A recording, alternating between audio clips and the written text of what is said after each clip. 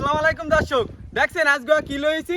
Dango হাক লইছি। আর এখানে আছে পাঁচমিশালি মাছ, পোমা মাছ আছে, রামসুর মাছ আছে, সাবলি মাছ আছে।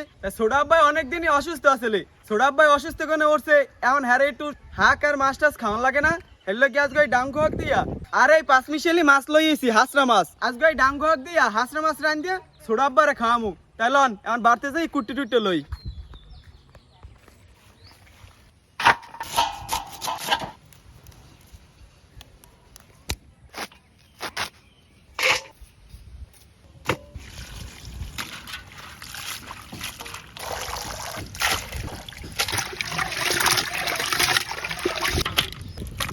মাছটা তেলে ভাজার লাগিয়ে এখন হলুদ আর লবণ দিয়ে মাহাই লমু।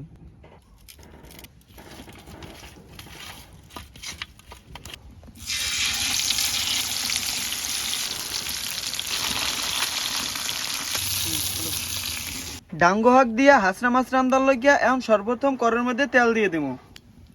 রসুন বাটা, পেঁয়াজ বাটা, হলুদের গুঁড়া, মরিচের গুঁড়া, স্বাদ মতন লবণ।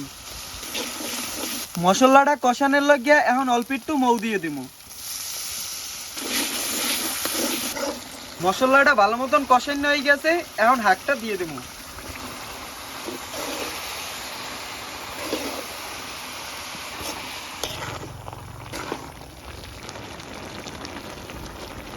কষানো হয়ে গেছে, এখন হারা মৌ দিয়ে দেব।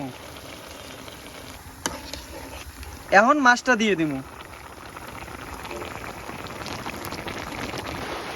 রান্দার মধ্যে নামছে বৃষ্টি, একই হাল।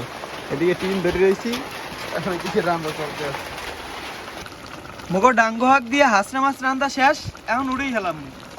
দর্শক, মোকো ডাঙ্গো হাক দিয়া পাঁচমিশালি হাসরা মাছ রান্না শেষ।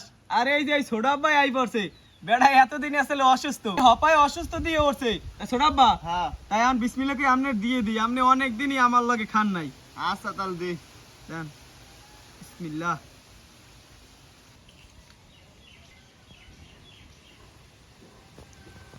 ছোটাব্বা, হ্যাঁ। তাই বিসমিল্লাহ করে খাওয়া শুরু করেন। আচ্ছা ঠিক আছে বিসমিল্লাহ।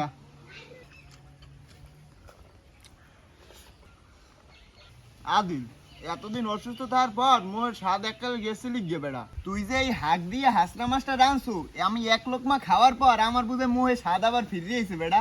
আরে ছোটাব্বা, স্বাদ ফিরে আইবে না কা? স্বাদ জানি ফিরিয়া হেললোকেই তো আজগো হাক আর মাছ এক লগে রাঁধছি।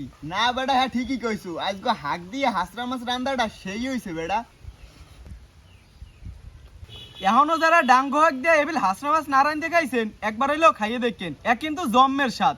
তো দর্শক, আশা করি আজকে মোকে এই ভিডিওটা আমি হগলিকদারে খুবই ভালো লাগছে।